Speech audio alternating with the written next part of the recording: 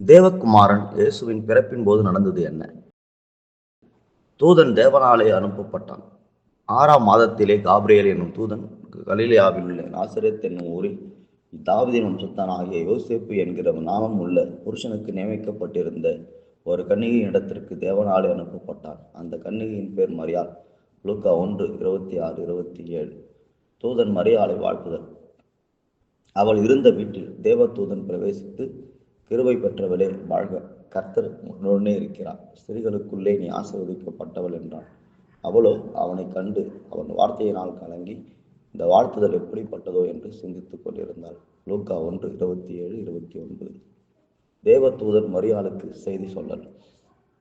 தேவதூதன் அவளை நோக்கி, மரியாளே, பயப்படாதே, நீ தேவனிடத்தில் கிருபை பெற்றாய். இதோ நீ கர்ப்பவதியாகி ஒரு குமாரனை பெறுவாய். அவருக்கு இயேசு என்று பெயரிடுவாயாக.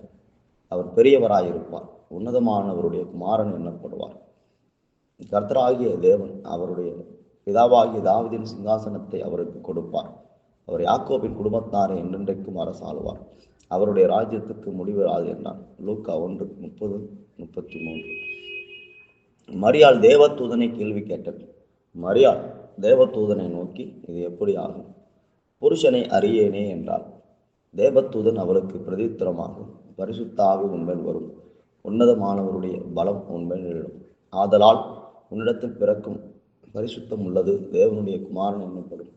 தேவனாலே கூடாத காரியம் ஒன்றுமில்லை என்றான். அதற்கு மரியாள், இதோ நான் ஆண்டவருக்கு அடிமை, உம்முடைய வார்த்தையின்படி எனக்கு ஆக கடவுது என்றாள்.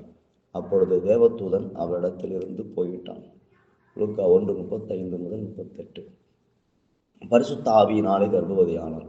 இயேசு கிறிஸ்துவனுடைய ஜனனத்தின் விவரமாவது. அவருடைய தாயாகிய மரியாள் யோசேப்புக்கு நியமிக்கப்பட்டிருக்கையில் அவர்கள் கூடி வரும் முன்னே அவள் பரிசுத்த ஆவியினாலே கர்ப்பவதியானார் என்று காணப்பட்டது. யோசேப்பு மரியாளை தள்ளிவிட யோசனை. தூதனின் பதில். அவள் புருஷனாகிய யோசேப்பு நீதிமானாயிருந்து அவளை அவமானப்படுத்த மனதில்லாமல் இரகசியமாய் அவளை தள்ளிவிட யோசனையாயிருந்தான். அவன் இப்படி சிந்தித்துக் கொண்டிருக்கையில் கர்த்தருடைய தூதன் சொப்பனத்தில் அவனுக்கு காணப்பட்டு, தாவீதின் குமாரனாகிய யோசேப்பே, உன் மனைவியாகிய மரியாளை சேர்த்து கொள்ள ஐயப்படாதே. அவளிடத்தில் உற்பத்தியாயிருக்கிறது பரிசுத்த ஆவியினால் உண்டானது. அவள் ஒரு குமாரனை பெறுவாள். அவருக்கு இயேசு என்று பெயரிடுவாயாக. ஏனெனில் அவர் தமது ஜனங்களின் பாவங்களை நீக்கி அவர்களை ரட்சிப்பார் என்றார். மத்தேயு 1:18-21. யோசேப்பு மரியாளை சேர்த்து கொள்ளல். யோசேப்பு நித்திரை தெளிந்து எழுந்து கர்த்தருடைய தூதன் தனக்கு கட்டளையிட்டபடியே தன் மனைவியை சேர்த்து கொண்டு, அவன் தன் முதற் பேரான குமாரனை பெருமளவும் அவளை அறியாதிருந்து அவருக்கு இயேசு என்று பெயரிட்டான். மத்தேயு 1:24-25.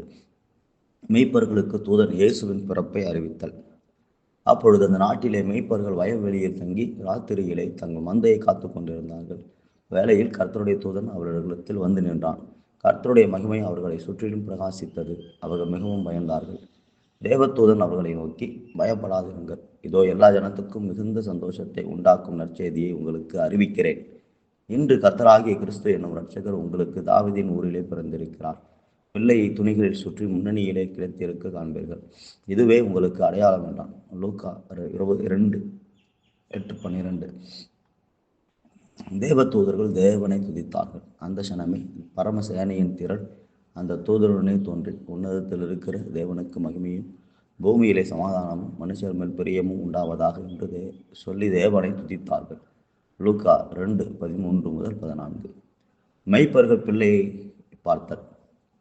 தூதர்கள் அவர்களை விட்டு பரலோகத்துக்கு போன பின்பு மெய்ப்பர்கள் ஒருவரை ஒருவர் நோக்கி, நாம் பெத்லகேம் ஊருக்கு போய் நடந்ததாக கர்த்தரால் நமக்கு அறிவிக்கப்பட்ட இந்த காரியத்தை பார்ப்போம் வாருங்கள் என்று சொல்லி தீவிரமாய் வந்து மரியாளையும் யோசேப்பையும் முன்னணியிலே கிடைத்திருக்கிற பிள்ளையையும் கண்டார்கள்.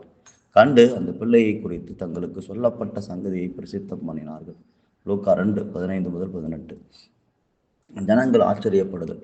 மேய்ப்பராலே தங்களுக்கு சொல்லப்பட்டதை கேட்ட யாவரும் அவைகளை குறித்து ஆச்சரியப்பட்டார்கள். மரியாளோ அந்த சங்கதிகளை எல்லாம் தன் இருதயத்திலே வைத்து சிந்தனை பண்ணினான். மேய்ப்பர்களும் தங்களுக்கு சொல்லப்பட்டதின்படியே கேட்டு கண்ட எல்லாவற்றுக்காகவும் தேவனை மகிமைப்படுத்தி துதித்து கொண்டு திரும்பி போனார்கள். லூக்கா 2:18-20.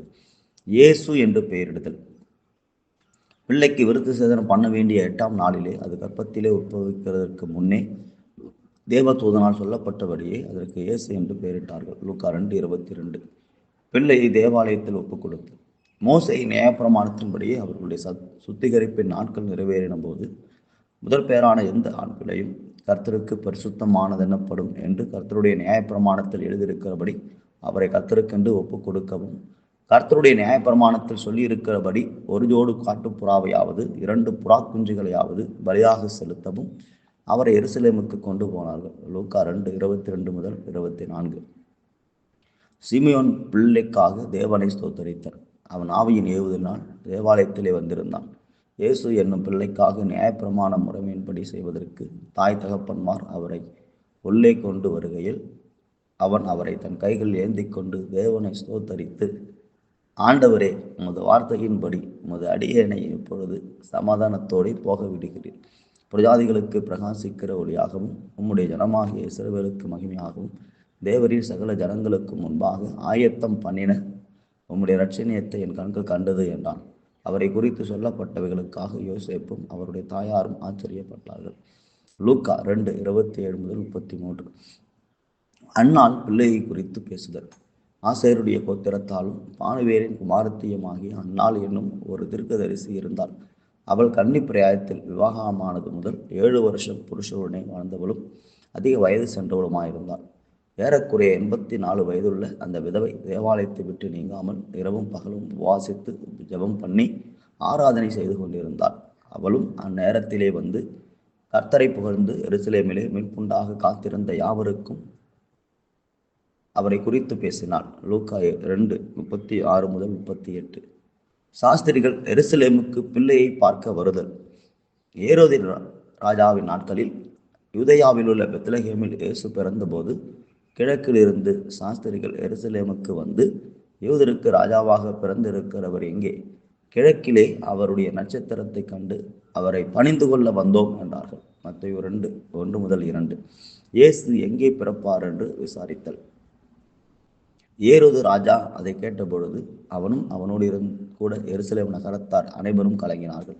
அவன் பிரதான ஆசாரியர் ஜனத்தின் வேதபாரகர் எல்லாரையும் குடிவரச் செய்து கிறிஸ்துவானவர் எங்கே பிறப்பார் என்று அவர்களிடத்தில் விசாரித்தான். அதற்கு அவர்கள், யூதேயாவில் உள்ள பெத்லகேமிலே பிறப்பார். அதனென்றால், யூதேயா தேசத்தில் உள்ள பெத்லகேமே யூதாவின் பிரபுக்களில் நீ சிறியதல்ல. என் ஜனமாகிய இஸ்ரவேலை ஆளும் பிரபு உன்னிடத்திலிருந்து புறப்படுவார் என்று தீர்க்கதரிசியினால் எழுதப்பட்டிருக்கிறது என்றார்கள். மத்தேயு 2:3 முதல் 6. நட்சத்திரம் காணப்பட்ட காலத்தை விசாரித்தல். அப்பொழுது ஏரோது சாஸ்திரிகளை இரகசியமாய் அழைத்து நட்சத்திரம் காணப்பட்ட காலத்தை குறித்து அவர்களிடத்தில் திட்டமாய் விசாரித்து, நீங்கள் போய் பிள்ளையை குறித்து திட்டமாய் விசாரியுங்கள். நீங்கள் அதை கண்ட பின்பு நானும் வந்து அதை பணிந்து கொள்ளும்படி எனக்கு அறிவியுங்கள் என்று சொல்லி அவர்களை பெத்லகேமுக்கு அனுப்பினான். மத்தேயு 2:7 முதல் 8. நட்சத்திரம் பிள்ளை இருந்த இடம் வரை சென்றது.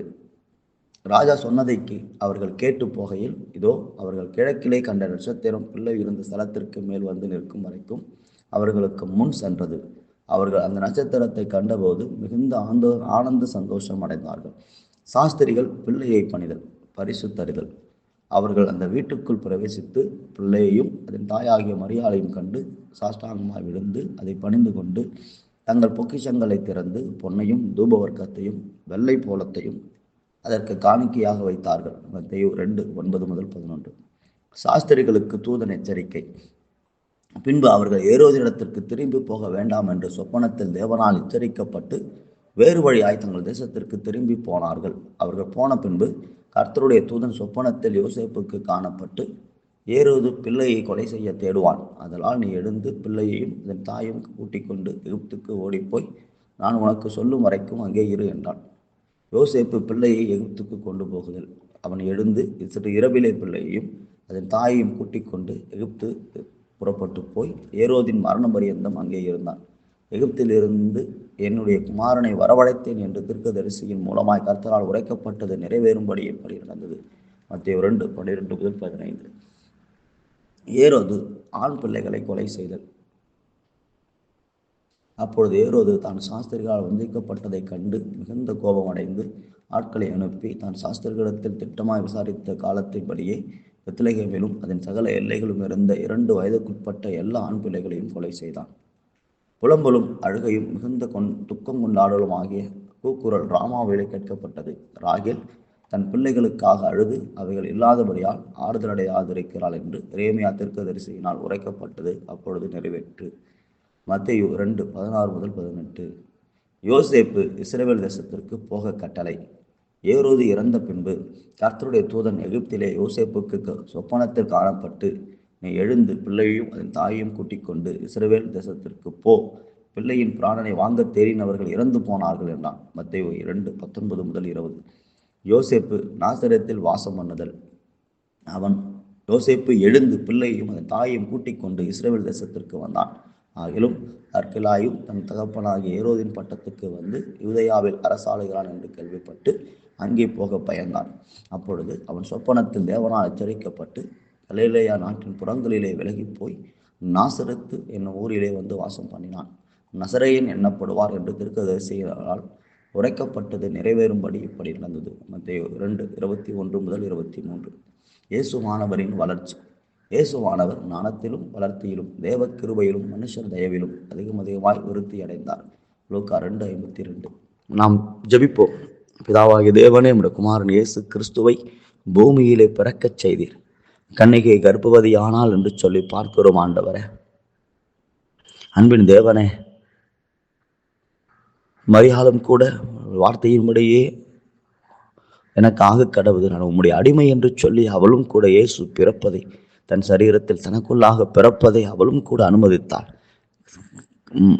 கன்னிகை கல்யாணம் முடிக்காத ஒரு பெண் இயேசுவை பெற்றெடுக்கும்படிக்கு தன்னை ஆயத்தம் பண்ணினாள் என்று பார்க்கிறோம் ஆண்டவரே. வார்த்தை அங்கே மனு உருவாய் மனு குழந்தையாய் ஆண்டவரை உண்டானது என்று சொல்லி நாங்கள் பார்க்கிறோம் அப்பா. இயேசு கிறிஸ்து பூமியிலே பிறந்த அந்த நாட்களிலே எத்தனை அற்புதமான காரியங்கள், அதிசயமான காரியங்கள் எல்லாம் நடந்தது என்று சொல்லி நாங்கள் பார்க்கிறோம் ஆண்டவரே. அப்பா, தேவதூதன் மரியாளை சந்தித்ததை நாங்கள் பார்க்கிறோமே. தேவதூதன் அவளுக்கு வாழ்த்துதல் சொல்லுவதை நாங்கள் வேதத்தில் பார்க்கிறோமே. தேவதூதன் மரியாளுக்கு செய்தி சொல்லுவதை நாங்கள் வேதத்தில் பார்க்கிறோமே.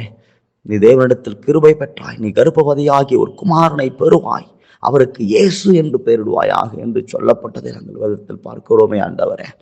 ஆண்டவரே, மரியாளும் கூட தேவதூதனை கேள்வி கேட்டதை பார்க்கிறோம். இது எப்படி ஆகும், நான் புருஷனை அறியேனே என்று சொல்லி கேட்டதை, அதற்கு தேவதூதன் அவளுக்கு பதில் சொன்னதை பார்க்கிறோம். பரிசுத்த ஆவி உண்மை நேரிடுவார், உன்னிடத்தில் பிறக்கும் பரிசுத்தம் உள்ளது, தேவனுடைய குமாரன் எனப்படும் என்று சொல்லி பதில் கொடுத்ததை நாங்கள் பார்க்கிறோம் அப்பா. அன்பு தகப்பனை, பரிசுத்த ஆவியினாலே மரியாள் கர்ப்பவதி ஆனால் என்று சொல்லி பார்க்கிறோம். மரியாள் கர்ப்பவதி ஆனதை குறித்து யோசேப்புக்கு சந்தேகம் வந்து எப்படி ஆகிலும் அவளை தள்ளிவிட்டு விட வேண்டும், விவாகரத்து செய்து விட வேண்டும் என்று சொல்லி சிந்தித்துக் கொண்டிருந்த போது தேவதூதன் யோசேப்புக்கு சொப்பனத்தில் தரிசனமாகி, உனக்குள் பிறக்கும் பரிசுத்தம் உள்ளது, தேவனுடைய குமாரன் எனப்படும், அவளை சேர்த்துக்கொள்ள ஐயப்படாது என்று சொல்லி தேவதூதன் யோசேப்புக்கு தெளிவுண்டாக்குனதை பார்க்கிறோமே ஆண்டவரே. அப்பா, யோசேப்பு மரியாளை தன்னிடமாய் ஆண்டவரின் பின்பு சேர்த்து கொண்டு அவளை பிள்ளை பெறும் வரைக்கும் அவளோடு கூட இணைக்கப்படாதிருந்து எந்த ஒரு மாம்ச பிரகாரமான இணைப்பிலும் இணையாதபடி இயேசுவை பெற்றெடுக்கும்படி பரிசுத்தமாய் அவளை வாழ அனுமதிக்க செய்த அன்பிற்காக நாங்கள் நன்றி செலுத்துகிறோம் ஆண்டவரே. ஆண்டவரே, அப்பா, இயேசு பிறந்த பின்பு மெய்ப்பர்கள், ஆண்டவரே, இயேசு பிறந்த பின்பு மெய்ப்பர்களுக்கு ஆண்டவரே இயேசு பிறப்பின் செய்தியை அறிவிக்கும்படிக்கு செய்த அன்பிற்காக நாங்கள் துதிக்கிறோம், நாங்கள் ஸ்தோத்தரிக்கிறோம் ஆண்டவரே. ராஜா, ஆண்டவரே, இயேசு பிறந்த போது தேவ தூதர்கள் எல்லாரும் பரம சேனையின் திரள் அந்த தூதரனோடு கூட சேர்ந்து தேவனுக்கு மகிமை, இயேசுவின் பிறப்பை குறித்து புகழ்ந்ததை, இயேசு தேவனுக்கு மகிமை செலுத்தினதை வேத புத்தகத்தில் பார்க்கிறோமே ஆண்டவரே. மெய்ப்பர்கள் ஆண்டவரே பிள்ளையை பார்க்கும்படிக்கு ஆண்டவரே வந்ததை பார்க்கிறோமே அப்பா. பிள்ளையை பார்க்கும்படிக்கு மெய்ப்பர்கள் அந்த தேவ தூதர்களால் சொல்லப்பட்ட வார்த்தை உண்மைதானா என்று சொல்லி அறியும்படிக்கு மெய்ப்பர்கள் பிள்ளையை பார்க்கும்படி வந்தார்கள், பிள்ளையை கண்டார்கள், பிள்ளையை வணங்கினார்கள் என்று சொல்லி நாங்கள் பார்க்கிறோம். இயேசு பிறப்பின் செய்தியை போய் மற்றவர்களுக்கு அறிவித்தார்கள், அது கேட்ட யாவரும் ஆச்சரியப்பட்டார்கள் என்று சொல்லி நாங்கள் பார்க்கிறோமே ஆண்டவரே. ராஜா, ஆண்டவரே, இயேசு பிறந்த 8ஆம் நாளிலே இயேசுவை தேவாலயத்திற்கு அழைத்து கொண்டு சென்று அந்த சிறு குழந்தையை விருத்த சேதனம் செய்ததை, ஒப்பு கொடுத்ததை, சுத்திகரித்ததை, அந்த காணிக்கைகளை பிள்ளைக்கென்று செலுத்தினதை நாங்கள் வேத புத்தகத்திலே பார்க்கிறோமே ஆண்டவரே. ஆண்டவரே, இயேசுவின் பிள்ளை ஆண்டவர் தேவாலயத்தில் கொண்டு வந்த போது சிமியோன் என்கிறதான தேவ மனிதன் தேவ ஆவியானவருடைய ஏவுதலினால் ஆலயத்திற்கு வந்து இந்த பிள்ளையை கைகளில் ஏந்தி உங்களுடைய ரட்சணத்தை என் கண்கள் கண்டது, அவர் இஸ்ரவேலுக்கு மகிமையாக பிரஜாதிகளுக்கு ஒளியாக இருப்பார் என்று சொல்லி அவன் சொன்னதை நாங்கள் பார்க்கிறோமே ஆண்டவரே அப்பா. அன்னாள் என்கிற தீர்க்கதரிசியும் கூட இயேசுவை குறித்து அங்கே புகழ்ந்து பேசினதை நாங்கள் பார்க்கிறோமே. வந்திருந்த யாவருக்கும் இயேசுவின் பிறப்பை குறித்து அறிவித்ததை பார்க்கிறோமே அப்பா. சாஸ்திரிகள் தொலை தூரத்தில் இருந்து இயேசுவின் பிறப்பை அறிந்தவர்கள், அவருடைய நட்சத்திரத்தை கண்டவர்கள் யூதேயா தேசத்திற்கு வந்து ஏரோதின் அரண்மனையிலே சென்று யூதருக்கு ராஜாவாக பிறந்திருக்கிறவர் எங்கே என்று சொல்லி கேட்டதை பார்க்கிறோமே ஆண்டவரே ராஜாவே. இயேசு எங்கே பிறப்பார் என்று ஏரோது ராஜா விசாரித்த போது யூதேயாவில் உள்ள பெத்லகேமிலே பிறப்பார் என்று சொல்லப்பட்டது. அதை குறித்து திட்டமாக விசாரித்து அறியுங்கள் என்று சொல்லி அவர்களை அனுப்பின பின்பு அவர்கள் அந்த பிள்ளைகளை விசாரிக்க போன போது அவர்களுக்கு முன்பாக, சாஸ்திரிகளுக்கு முன்பாக நட்சத்திரம் அவர்களை வழிநடத்தினது. பிள்ளை இருந்த இடம் வரைக்கும் அந்த நட்சத்திரம் வந்து நின்றது என்று பார்க்கிறோம். அந்த பிள்ளையை கண்டு அவர்கள் சந்தோஷப்பட்டு பொன்னையும் வெள்ளை பொலத்தையும் தூப வர்க்கத்தையும் பிள்ளைக்கு காணிக்கையாக படைத்தார்கள் என்று சொல்லி நாங்கள் வேத புத்தகத்திலே பார்க்கிறோமே ஆண்டவரே. ஆண்டவரே ஸ்தோத்தரிக்கிறோம் ஆண்டவரே ராஜாவே. ஆண்டவர் மீனுமாய் தூதர்களால் சாஸ்திரிகளுக்கு எச்சரிக்கப்பட்டு மீண்டுமாய் ஏரோதை சந்திக்க போக வேண்டாம், நீங்கள் வேறுபடியா போங்க என்று சொல்லப்பட்டபடியாக அவன் புறப்பட்டு போனதை பார்க்கிறோம். சாஸ்திரிகளால் ஏரோது வஞ்சிக்கப்பட்டதை அறிந்த பின்பு 2 வயதுக்குட்பட்டிருந்த எல்லா பிள்ளைகளையும் அவன் கொண்டு போடுவதை வேதத்தில் பார்க்கிறோம். யோசேப்புக்கு தரிசனமாகி பிள்ளை என்னை எகிப்திற்கு கொண்டு போ, ஏரோது அவன் பிள்ளையை கொண்டு போட்டு விடுவான் என்று சொன்னப்பட்ட வார்த்தையின்படி பிள்ளை எகிப்திற்கு அவன் கொண்டு போனதை பார்க்கிறோம் ஆண்டவரே அப்பா. எகிப்திலிருந்து மீண்டுமாய் ஆண்டவரே, எகிப்திலிருந்து மீண்டுமாய்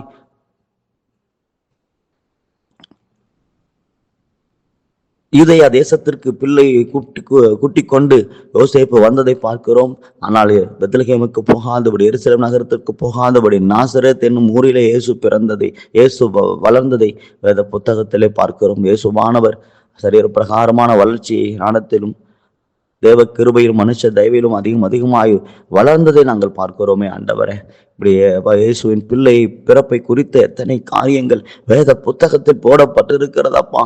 அன்பின் தெய்வமே, இந்த செய்திகளை எல்லாம் ஜனங்கள் அறியட்டும், ஏதோ கட்டுக்கதை என்று சொல்லி நினையாதபடி வேதத்தில் சொல்லப்பட்ட சரித்திரம் என்பதை ஜனங்கள் அறிந்து கொள்ளும்படிக்கு தேவன் அனுக்கிரகம் பண்ணுங்க. தேவன் மனிதனாய் பூமியில் பிறந்தா, வார்த்தை மாம்சமானா, ஜனங்களுக்குள்ளாக வந்து அவர் பிறந்து வாழ்ந்து வளர்ந்து ஜனங்களுக்கு நன்மை செய்து மரித்து 3ஆம் நாள் உயிர் தெழுந்து பரலோகத்திற்கு போய் இப்பொழுது பரலோகத்தில் யாவருக்கு அவரை நம்புகிற ஜனங்கள் யாவருக்காகவும் உலகத்தார் யாவருக்காகவும் அவர் வேண்டுதல் செய்கிறதை அறியக்கூடிய கண்களை, புரியக்கூடிய ஒரு உணர்வை ஜனங்கள் பெற்றுக்கொள்ள அனுக்கிரகம் பண்ணுங்க ஆண்டவரே. சர்வ வல்லமையுள்ள தேவனே செயல்படுங்க, மகிமையான தேவனே செயல்படுங்க, வல்லமையான தேவனே செயல்படுங்க, ராஜாதி ராஜாவே நீ செயல்படுங்க, கர்த்தாவே நீ செயல்படுங்க ஆண்டவரே. சர்வ லோகத்திற்குமான ஆண்டவர் தாமே நீர் கிரியை செய்யும்படிக்கு நாங்கள் கேட்கிறோம் ஆண்டவரே.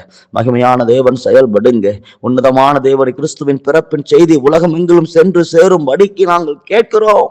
நீர் அப்படி செய்கிற அன்பிற்காக உமக்கு நன்றிகளை ஏறெடுக்கிறோம் ஆண்டவரே ராஜா. ஆண்டவரே, கிறிஸ்து பிறந்த நோக்கம் பூமியில் நிறைவேறட்டும். கிறிஸ்து பிறப்பின் போது நடந்த காரியங்களை ஜனங்கள் அறிந்து கொள்ளும்படி கண்களை திறந்துள்ளோம். அப்படி செய்கிற அன்பிற்காக நன்றி. இயேசு கிறிஸ்துவின் நாமத்தில் ஜெபிக்கிறோம் பிதாவே, ஆமென்.